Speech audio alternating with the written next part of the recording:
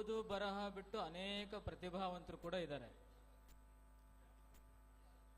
ಭೋವಿ ಸಮಾಜಕ್ಕೆ ಒಂದು tag line ಇದೆ, ಹುಟ್ಟುತ್ತಾನೆ. ಯಾರಪ್ಪ ನೀವು? ಯಾರು?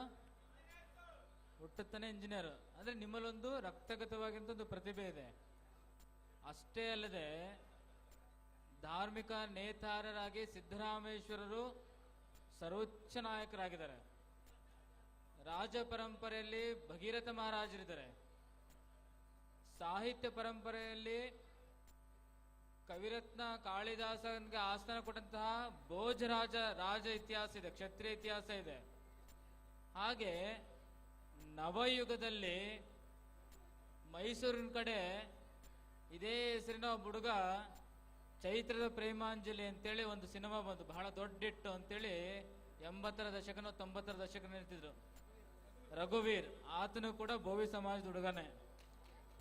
ಅಂತಹ ಪ್ರತಿಭಾವಂತರ ಸಾಲಲ್ಲಿ ಈ ರಘುನು ಕೂಡ ನೀವೆಲ್ಲ ಸೇರಿಸ್ಕೊಂಡು ನಿಜವಾದ ಕಲೆ ಇದೆ, ಪ್ರತಿಭೆ ಇದೆ, ಪ್ರೋತ್ಸಾಹ ಮಾಡೋದ್ರ ಮೂಲಕವಾಗಿ ಬೆಳೆಸ್ಬೇಕಾಗತ್ತೆ.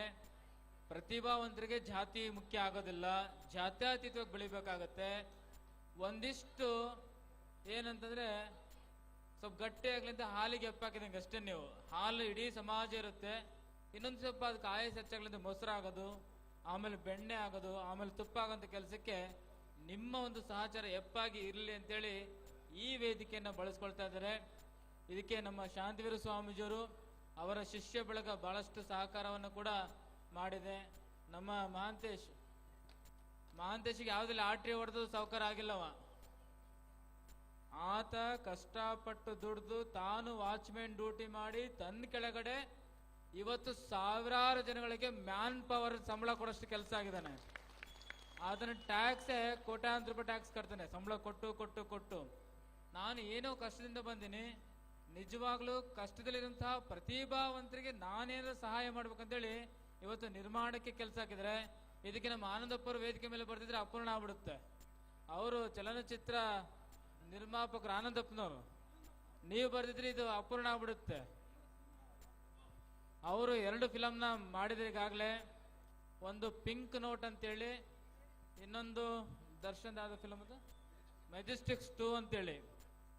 ಇವರು ಕೂಡ ಸರಿಸುಮಾರು ಈಗಾಗಲೇ ಒಂದು 25 ಕೋಟಿ ಇನ್ವೆಸ್ಟ್ಮೆಂಟ್ ಮಾಡ್ರೆ ಫಿಲಮ್ಗೆ. ರಾಜಕೀಯಕ್ಕೆ ಒಂದು 50 ಕೋಟಿ ಮಾಡಿದ್ದಾರೆ.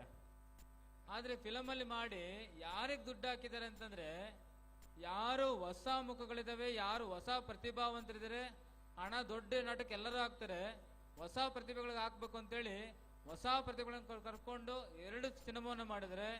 ಇಂಥವ್ರನ್ನ ಕರ್ಕೊಂಡು ರಘುರಾಮು ಮುಂದೆ ಇವರೆಲ್ಲ ಸೇರ್ಕೊಂಡು ಕೆಲಸವನ್ನ ಮಾಡಲಿ, ಚಲನಚಿತ್ರರಂಗದಲ್ಲಿ ಪ್ರತಿಭಾವಂತರು ಹೊರಗೆ ಬರಲಿ. ಇನ್ನೊಂದು ಅಚ್ಚೆ ಅಥವಾ ಬಂದಿದ್ದಾನ ಶಿವಮೊಗ್ಗ ಮಂಜು ಜನ್ನಾಪುರ ಮಂಜುನಾಥ್ ಶಿವಮೊಗ್ಗ ಬಂದನಪ್ಪ ಮಂಜುನಾಥ್ ಜನ್ನಾಪುರ, ಬೆಳಗ್ಗೆ ದರ್ಶನ ಕೊಟ್ಟಿದ್ದಾನೆ. ಆತನ ಡೈರೆಕ್ಟರ್ ಬಾರ, ಆತಂದೇ ಕಾರ್ಯಕ್ರಮ ಕಣ, ಮೇಲ್ ಬಾ.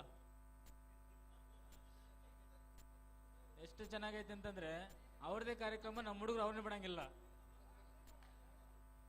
ಬಾಪ ಡೈರೆಕ್ಟರ್ ಆನಂದ ಬರಲ್ಲೋದ್ರು. ಈತ ಇದು ಮಾಯಾವಿದು, ಇದು ಅಚ್ಚೆ ಫಿಲಮ್ ಅಂತೇಳಿ ಕೈಗೆ ಟಾಟಾ ಕೊಂಡಿದ್ರೆ. ಇವತ್ತಿನ ಭಾಷೆ ಟಾಟಾ ಕೊಂಡಿದ್ರಾ? ಯಾರು ಟಾಟಾ ಕೊಂಡ್ರೆ ಕೈ ಐತ್ರಿ ಅಂದ್ರೆ ಪರವಾಗಿಲ್ಲ. ಇನ್ನು ಸ್ವಲ್ಪ ಮುಗ್ಧತೆ ಐತೆ ನಂಗಾದ್ರೆ, ಇನ್ನೂ ಮುಗ್ಧತೆ ಐತೆ. ಒಂದು ಅಚ್ಚೆ ಅಂತೇಳಿ ಹೆಸರಿಡ್ಕೊಂಡು ನಿರ್ಮಾಣದ ಕೆಲಸವನ್ನ ಮಾಡ್ತಾ ಇದ್ದಾನೆ, ಅರ್ಥಾತ್ ನಿರ್ಮಾಪಕದ ಕೆಲಸವನ್ನ, ಡೈರೆಕ್ಷನ್ ಕೆಲಸವನ್ನ ಮಾಡ್ತಾ ಇದ್ದಾನೆ. ಬಹಳ ಚೆನ್ನಾಗಿ ಅವ್ರದ್ದು ಕೂಡ ಈಗ ಟ್ರೈಲರ್ ರಿಲೀಸ್ ಆಗೋದು ಮಾಡೋದು, ಮತ್ತೊಂದು ಹಾಡು ಗೀಡು ಮಾಡೋಂಥದ್ದು ಇದೆ.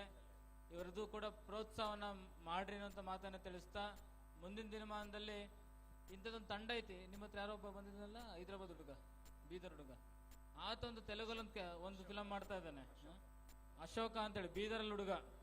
ನಮ್ಮ ಇಡೀ ಕರ್ನಾಟಕಕ್ಕೆ ಒಂದು ಸ್ವಲ್ಪ ಎಲ್ಲಾ ತರ ಬಡತನ ಇರುವಂತಹ ಜಿಲ್ಲೆ, ಅಲ್ಲಿ ಒಬ್ಬ ಪ್ರತಿಭಾವಂತರ ತೆಲುಗು ಇಂಡಸ್ಟ್ರಿಯಲ್ಲಿ ಬಹಳ ದೊಡ್ಡ ಒಂದು ಚಲನಚಿತ್ರವನ್ನು ಮಾಡ್ತದೆ. ಈಗಾಗಲೇ ರಾಮೋಜಿ ಫಿಲಂ ಸಿಟಿಯಲ್ಲಿ ಶೂಟಿಂಗ್ ಆಗ್ತದೆ. ಅದಕ್ಕೂ ನಮ್ಮ ಆನಂದಪುರ ಕೃಪಾ ಆಶೀರ್ವಾದ ಇದೆ, ಅಥವಾ ಯಾವಾಗಲೂ ಇವ್ರ ಜೊತೆಗೆ ಇರ್ತಾ ಇರ್ತಾರೆ.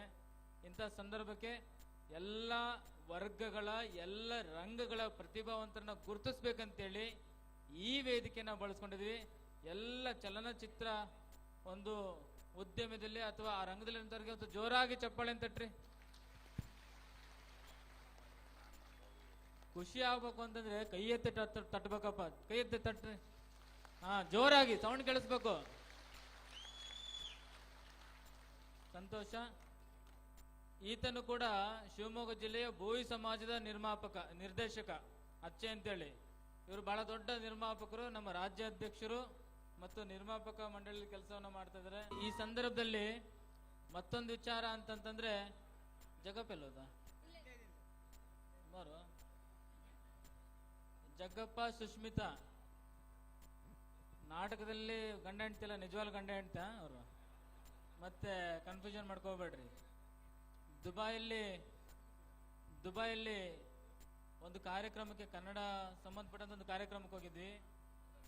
ನಾನು ಇಲ್ಲೊಂದು ರೀಲ್ಸ್ ನೋಡಿದ್ದೆ.